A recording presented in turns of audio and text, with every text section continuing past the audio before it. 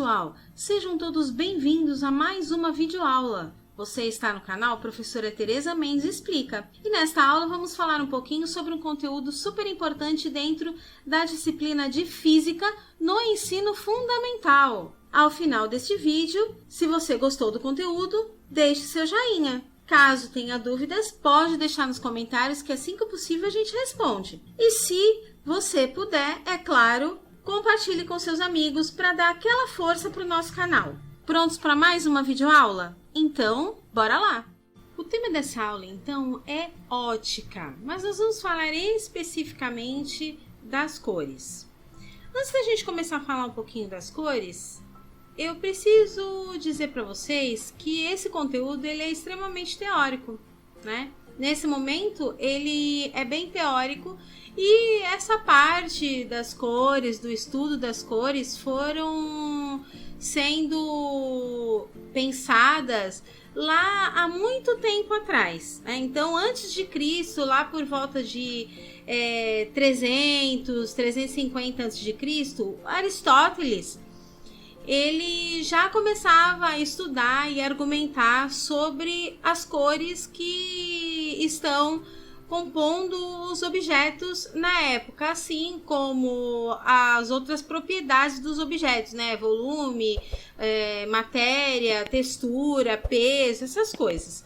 Então, ele começou a se questionar. Então, lá pelo século 17, né? Então, tem um tratado que se chama Tratado das Cores, que ele foi atribuído por Aristóteles e foi utilizado durante muitos anos pelos filósofos, até o início do século XVII. Depois disso, Leonardo da Vinci também aproveitou esse tratado, né, essa ideia de Aristóteles, e fez uma publicação chamada Tratado da Pintura e da Paisagem, Sombra e Luz.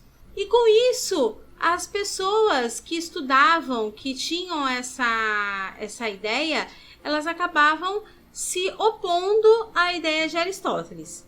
Com o passar do tempo, a gente tem um físico chamado Isaac Newton, onde ele publica um artigo chamado Nova Teoria sobre Luz e Cores. E nessa teoria ele apresenta uma série de conclusões sobre esse assunto e faz alguns experimentos. Esse experimento em específico que está aparecendo na tela está relacionado com a dispersão da luz branca. Então ele diz assim: tendo escurecido meu quarto e feito um pequeno orifício na veneziana da minha janela, para admitir a entrada de uma pequena, conveniente quantidade de luz solar. Coloquei o meu prisma na entrada dele para que a luz fosse refratada para a parede. A princípio foi uma diversão muito agradável observar as cores vívidas e intensas assim produzidas. Com isso, ele conseguiu observar que essa luz que vinha do sol, ela passava pelo prisma e se transformava em luz branca. Dessa forma, era como se a luz branca se transformasse em outras cores e outras cores se transformassem em luz branca. Então, nada mais é do que um aglomerado de cores, que são as cores principais, formando o branco, e o branco formando as cores. Essa era a ideia de Isaac Newton, que ficou permanecendo aí durante muito tempo. A partir disso, ele fez um experimento muito simples que a gente utiliza até hoje, chamado disco de Newton. Então, quando você faz um disco com as cores, você coloca ele numa alta rotatividade, ou seja, ele começa a rodar, e a partir do momento que você vai aumentando a velocidade dessa rotação, essas cores elas deixam de apresentar as cores e passam a ter a cor branca. Isso significa que a soma de todas as cores ficaria então a cor branca. Sendo assim, a gente vai falar das cores primárias. Nós temos aí tríade aditiva.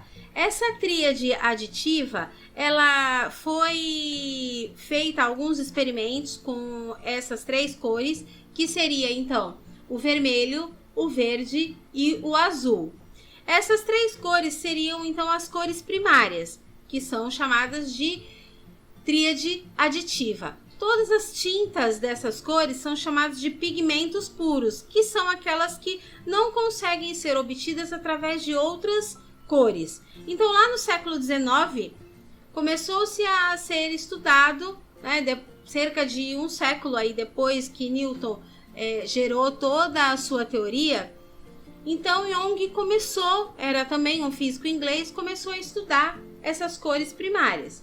E com isso, ele conseguiu descobrir que essa tríade, essas cores, essas 3 cores, elas não conseguiam ser formadas através de cores anteriores. Então, por isso, ficou sendo, então, a teoria tríade Young. Tá? Então, essa é as cores primárias. Como a gente enxerga essas cores e todas as outras, a formação da imagem? A formação da imagem, ela vem aí através de várias partes do nosso olho, né? Então, a gente tem lá a pupila, o humor aquoso, a córnea, o cristalino.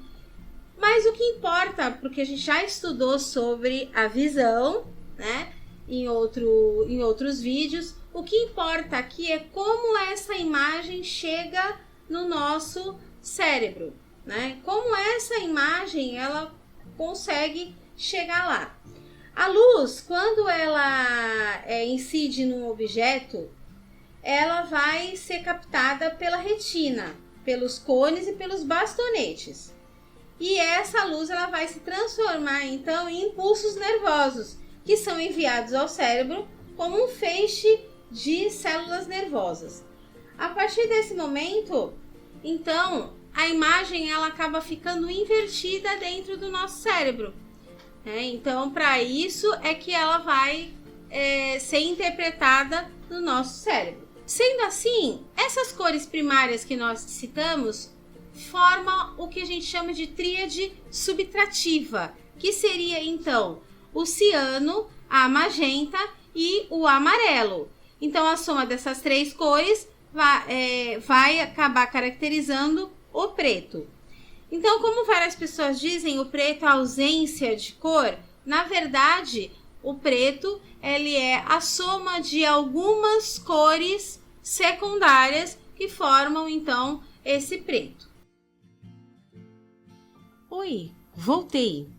Muito obrigada por assistir essa aula. Espero que tenham aprendido bastante. Agora, aproveitem o mapa mental que eu deixei para organizar e facilitar os seus estudos. Então, até a próxima!